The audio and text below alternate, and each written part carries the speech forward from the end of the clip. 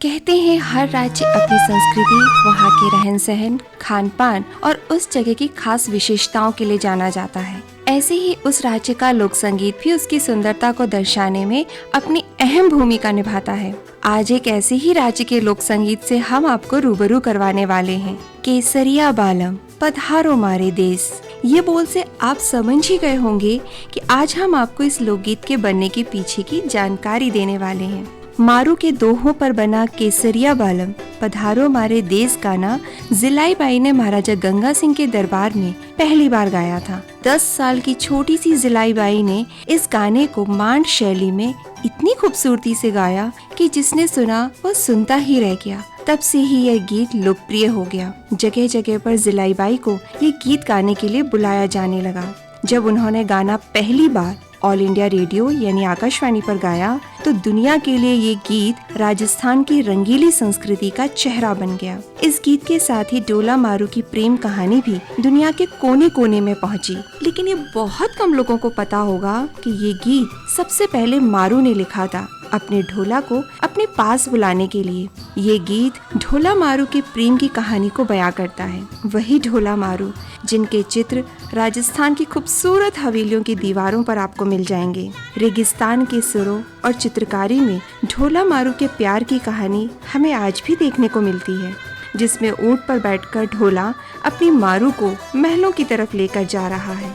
संवत नवो अठोदरो दुग्गर होयो विवाह, ढोला पड़नी मारवण हो बघेरा ब्याह। कहने का मतलब है कि संवत 978 में अजमेर जिले के बाघीरा गांव में डोला और मारू की शादी हुई। ढोला और मारू के दोहों में तो मारू का इंतजार और दर्द झलकता है। तो सवाल ये आता है कि शादी तो हो गई थी, तो मारू के दर्द के पीछे की आखिर वजह क्या थी? ये जानने के लिए आपको सुनी होगी ढोला मारू की दिलचस्प प्रेम कहानी। और ये सुनने के लिए हमें चलना होगा सदियों पीछे, इतिहास की गहराइयों में। डोला मारू के प्यार की कहानी शुरू होती है 11वीं शताब्दी से, जब पश्चिमी राजस्थान का महत्वपूर्ण शहर बीकानेर जांगल प्रदेश के नाम से जाना जाता था। वो जांगल प्रदेश जहाँ हर तीसरे साल अकाल और हर 8वें साल में भयानक अकाल पड़ता था, जिसे पूर्ण अकाल कहते थे। जांगल के सूखे से परेशान होकर लोग अक्सर मालवा चले जाया करते थे। मालवा हरा भरा इलाका था। कुछ महीनों तक मालवा में ही गुजर बसर करते और जब बारिश होती तो जंगल में अपने ठिकानों पर लौट आते थे। ऐसे ही एक अकाल के दौरान जांगल प्रदेश के पिंगल ठिकाने के राजा पिंगल अपने परिवार और पशुओं को लेकर मालवा की तरफ रवाना हुए। वे अपने परम मित्र राजा नल के पास पहुँचे। राजा नल मालवा के नरवरगढ़ राज्य पर राज किया करते थे। उन्होंने अपने दोस्त की खूब मान मनोहार की। दोनों ने काफी लंबा समय एक साथ बिताया। मजे मजे में दिन कब गुजर गए पता ही नहीं चला। दोनों राजा एक दिन बातचीत में व्यस्त थे। तभी राजा पिंगल के पास संदेशा आता है, जिसमें लिखा गया था कि बरसात हो गई है और अब आपके राज्य के लोग आपका इंतजार कर रहे हैं। ये संदेशा पाकर राजा पिंगल ने राजा नल से विदाई लेनी चाहिए, लेकिन राजा नल ये नहीं चाहते थे कि उनका दोस्त उन्हें अपने राज्य में जाकर भूल जाए। इसीलिए अपनी पक्की यारी को रिश्तेदारी में बदलने की वे तैयारी करते हैं और अपने 3 साल के बेटे सालय कुमार की शादी राजा पिंगल की 1.5 साल की बेटी मरवणी से तय कर देते हैं। सालय कुमार के प्यार का नाम ढोला था और मरवणी को सब मारू कहकर बुलाते थे। यहीं से दोनों का रिश्ता जुड़ता है। ढोला मारू के विवाह को लेकर राजस्थान में एक दोहा भी कहा जाता है, तोरण कर क्या 300 चवरी पदम 50 900 मण मिर्ची लगी अन्न का करो विचार। इस दोहे में बताया गया है कि डोला मारू की शादी में उस वक्त 900 मण मिर्ची खर्च हुई थी और अनाज का तो कोई ठिकाना ही नहीं था। कहते हैं कि दोनों के विवाह का भोज कई दिनों तक चला था। राजा नल और पिंगल ने अपने बच्चों का विवाह काफी धूमधाम से किया, लेकिन ये एक बाल विवाह था, इसलिए दुल्हन अपने ससुराल नहीं गई, बल्कि अपने पिता के साथ पिंगल फिर से लौट आई। मारू को बचपन से ही बता दिया गया था कि जब वो जवां होगी तो उसका पति उसे लेने जरूर आएगा। मारू अपने ढोला का इंतजार कर रही थी, लेकिन समय ने करवट ली। ढोला के पिता राजा नल भगवान को प्यारे हो गए। अब ढोला जवान हुआ और शादी के बारे में सब कुछ भूल गया। वह एक प्रतापी राजा बन गया और उसने मालवा के दूसरे राज्य की राजकुमारी मालवणी से विवाह कर लिया। विवाह के बाद ढोला अपने राजकाज में व्यस्त हो गया। ढोला और मालवणी दोनों खुशी खुशी रह रही थी, लेकिन इस बात से बेखबर मारू अब भी ढोला का इंतजार कर रही थी। पुराने समय में ये रीत रही है कि एक बार विवाह होने के बाद उस विवाह को ही निभाया जाता है, चाहे जो हो। बेटी के जवान होते ही राजा पिंगल ने ढोला को संदेश भेजा कि वो मारू को ले जाए, लेकिन जब दूत संदेश लेकर नरवरगढ़ पहुंचा तो ढोला राज्य में नहीं था और ये संदेश रानी मालवणी के हाथ लग गया। संदेशा पढ़ते ही उसे ढोला की पहली शादी के बारे में सब कुछ पता चल गया। उसने एक दूत भेजकर मारू की खूबसूरती का पता लगवाया। जब दूत पिंगल पहुंचा तो मारू की खूबसूरती को देखकर वह दंग रह गया। जब वह वापस नरवरगढ़ आया तो रानी ने उससे पूछा कि मारू कैसी दिखती है। जवाब में दूत ने कहा, गति गंगा मति सरस्वती सीता सील सुभाई महिला सरहर मारुई अवर नदु जी काई। कहने का मतलब है कि मरवणी की गति में गंगा, बुद्धि में सरस्वती और स्वभाव में सीता जैसी विनम्र है। वो दुनिया की कोई दूसरी महिला गुणों और खूबसूरती में उसकी बराबरी नहीं कर सकती थी। दूत की ये बातें सुनकर मालवणी घबरा जाती है। उसने अपने सैनिकों को यह आदेश दिया कि राजा पिंगल का भेजा हुआ कोई भी संदेश ढोला के हाथ नहीं लगना चाहिए।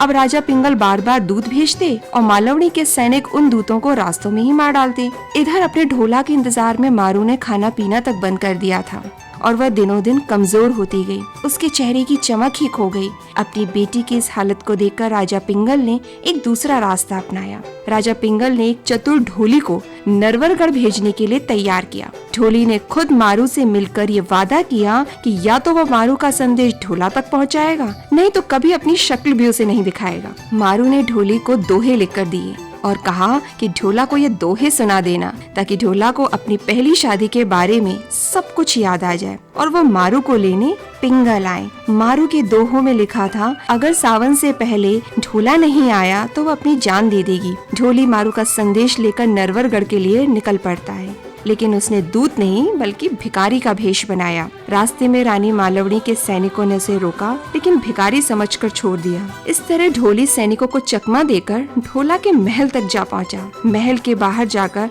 ढोली ने मारू के दोहों को मल्हार राग में गाना शुरू कर दिया। ढोली की इस मधुर आवाज को सुनकर ढोला ने उसे महल में बुलाया और उसे यहाँ आने का कारण पूछा। तो ढोली ने गाते हुए साफ शब्दों में राजकुमारी मारू का संदेश ढोला को सुनाया और बताया कि कैसे ऊर्जा पक्षी के लाल लाल छोटे छोटे बच्चों की तरह मारू भी अपने ढोला को पल पल याद करके रो रही है। गलत लोगों की बातों में आकर आप मारू को दिल से मत निकालो। ढोली ने अपने दोहों में मारू की खूबसूरती और ढोला के विरह में रोती मारू के दुख को बहुत ही शानदार तरीके से बयां किया। ढोली के गाए हुए एक एक दोहे ने ढोला को सब कुछ याद दिला दिया। ढोला को अपनी गलती का एहसास हुआ और राजा पिंगल को संदेशा भिजवाया कि वो अपनी मारू को लेने आ रहा है। ढोला के आने की खबर सुनते ही मारू खुशी से झूम उठती है। उसका रूप फिर से निखरने लगता है। अगले ही दिन ढोला तैयार होकर अपनी मारू को लाने के लिए निकला, लेकिन उसकी दूसरी पत्नी मालवणी ने उसे रोक दिया। अब जितनी बार ढोला मारू को लेने के लिए निकलता, मालवणी हर बार कोई न कोई बहाना बनाकर उसे रोक दिया करती थी। एक दिन ढोला एक बहुत तेज चलने वाले ऊंट पर सवार होकर अपनी मारू को लेने पिंगल पहुंच गया। मारू की खूबसूरती देखकर ढोला हैरान था। उसने अपने ससुराल में मारू के साथ साथ खुशी खुशी कई दिन बिताए और फिर राजा पिंगल से मारू को ससुराल ले जाने की आज्ञा मांगी। ढोला और मारू अपने ऊंट पर पूरे काफिले के साथ नरवरगढ़ की तरफ चल निकलते हैं, लेकिन रास्ते में उनका सामना उमरा सुमरा नाम के एक व्यक्ति से होता है। उमरा चाहता था कि वह ढोला को मार के मारू को हासिल कर ले, इसलिए उसने रास्ते में ही जाजम बिछा दिया और मनुहार करने लगा। राजस्थान में विवाह के दौरान अमल की मनुहार करने की परंपरा काफी पुरानी रही है। कहते हैं कि जब ढोला मारू के साथ नरवरगढ़ जा रहा था तो उमरा ने ढोला को मनुहार के लिए रोक लिया। ढोला उमरा की हकीकत नहीं जानता था, इसलिए उसने मारू को ऊंट पर ही बैठे रहने के लिए कहा और खुद उमरा के साथ अमल की मनुहार लेने के लिए बैठ गया। अमल यानी कि अफीम। राजस्थान में उस वक्त से ही किसी खुशी या गम के मौके पर अफीम देकर मनुहार की जाती थी। वक्त के साथ ही ये कुप्रथा तो बंद हो गई, लेकिन इस मनोहार की आड़ में कईयों को नुकसान उठाना पड़ता था। ढोला भी मारा जाता अगर वक्त रहते ढोला मारू के साथ जा रहे ढोली को उमरा के षड्यंत्र का एहसास नहीं होता। ढोली ने मारू को बता दिया कि ये साजिश है ढोला को मारने के लिए। लेकिन मारू भी रेगिस्तान की बेटी थी। उसने ऊंट को एड़ी मारी, जिससे ऊंट जोर से भागने लगा। ऊंट को रोकने के लिए ढोला ऊंट के पीछे दौड़ने लगा। कहते हैं कि जब ढोला भागते हुए ऊंट के पास पहुंचा तो मारू ने उससे कहा, धोखा है, जल्दी ऊंट पर चढ़ो, ये तुम्हें मारना चाहते हैं। ढोला ऊंट पर चढ़ गया और ढोला और मारू का ऊंट दौड़ते दौड़ते सीधा ढोला के साम्राज्य नरवरगढ़ आकर रुका। दोनों का यहाँ खूब सत्कार किया गया। मालवनी ने भी मारू को स्वीकार कर लिया और मारू ढोला की रानी बनकर राज करने लगी।